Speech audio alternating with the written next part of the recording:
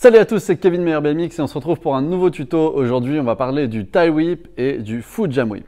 Avant d'attaquer, un petit historique du nom des tricks. Pour visualiser, un tie whip, c'était ça. Alors qu'aujourd'hui, le riding a évolué, un tie whip, c'est plutôt ça. En BMX flat, on parle encore de tie whip quand c'est un foot jam whip au sol. Alors je vais essayer d'être clair sans vous embrouiller dans les termes, mais en gros, le tie whip, c'est le fait d'appuyer le pied sur le pneu, de faire un tour du cadre et de revenir sur le BMX. Le terme foot jam, c'est le fait de mettre ton pied sur le pneu et de bloquer. En skatepark, le foot jam whip, en réalité, c'est un tie whip en flat. Ok, ça y est, je crois que je t'ai déjà perdu sur les noms. Mais pour la petite explication, le BMX flat, quand ça a commencé, un tie whip, avant, c'était pas possible de faire un bunny up tie whip, c'est-à-dire sauter et faire un tie whip avec un vélo de 18 kg, tu l'as compris.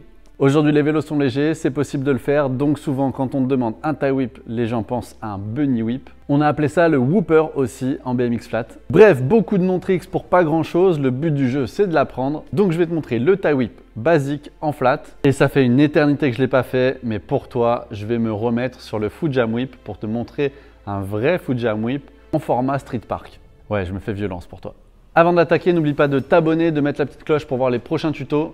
Et comme d'habitude, tu connais la musique, mets en commentaire quel tricks tu as envie de voir. Et bien sûr, identifie-moi sur les réseaux dès que tu as posé le tricks, comme ça je peux te repartager.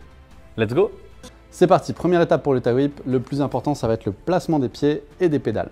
En flat, on a 4 pegs, donc c'est facile de partir des pegs arrière, de placer les pédales à l'horizontale pour les préparer directement sur la replaque. Je sais que c'est mon pied droit qui va venir rattraper la pédale, donc je mets ma pédale en avant, à l'horizontale, comme ça, une fois que j'ai rattrapé la pédale, ça va me permettre de pouvoir pédaler directement. Le pied, je vais le passer de l'autre côté, ici sur le pneu. Attention, on ne va pas le mettre ici, on le passe bien de l'autre côté du cadre, là. Tu peux t'entraîner à l'arrêt, tu vas voir que ça va te faire freiner. Tu peux mettre un tout petit coup avec ta cheville, comme ça, mais c'est surtout ton pied arrière qui va envoyer. C'est vraiment ton pied derrière qui va jeter. Il y a 2 choses à savoir. Bloquer, petit coup de cheville, coup avec le pied à l'arrière, et surtout accompagner avec les bras. Regarde bien.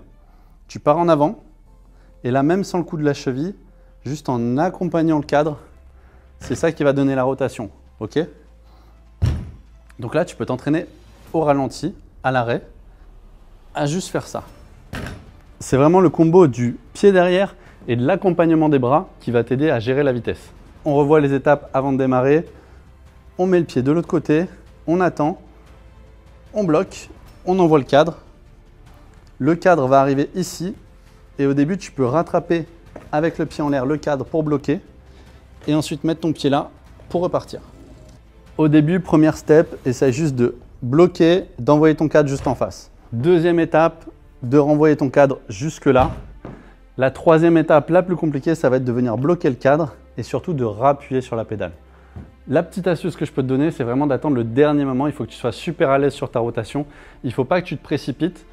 L'erreur qu'on va faire souvent, c'est d'envoyer, de voir le cadre là et d'essayer d'aller le chercher comme ça.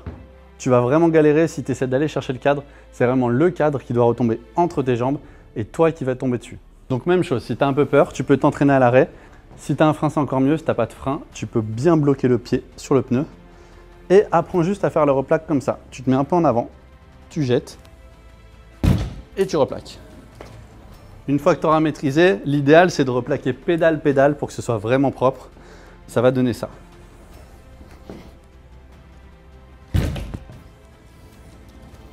Pour le foot jam, tu as compris que ce n'était pas ma spécialité, mais pour t'aider à t'engager dans le vélo, tu peux déjà l'apprendre comme ça. Tu marches à côté. Voilà. C'est parti pour les premiers essais. Au début, essaie juste de chercher le cadre et mettre le pied au sol. Deuxième essai, tu vas chercher le cadre et essayer de retrouver la pédale. Troisième essai, tu vas essayer d'envoyer le cadre et de bien attendre le dernier moment pour mettre tes pieds au sol. L'astuce, c'est vraiment là, attendre le dernier moment pour attraper le cadre et les pédales. Même chose, si tu veux replaquer pédale-pédale, attends le dernier moment pour que ça tombe sous tes pieds.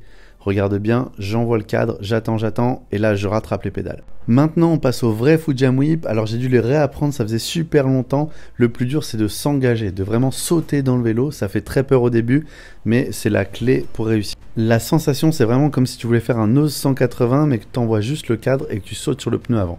Et là tu vas venir rattraper comme un tie whip classique. Donc maîtrise bien le tie whip juste avant. Enfin, je te laisse avec une variante que j'adore, un tie whip et demi, steamroller backward, je rattrape la selle et je viens jumper pour replaquer. On arrive déjà à la fin du tuto, j'espère que ça t'aura plu, que tu as pu réussir à mettre le tie whip, le foot jam whip. T'as compris, il va te falloir quand même plusieurs essais. Si tu as des freins, n'hésite pas à démarrer avec des freins sur ce tricks. La clé, c'est vraiment de rester au-dessus du guidon, bien engagé et d'être patient et pas se précipiter.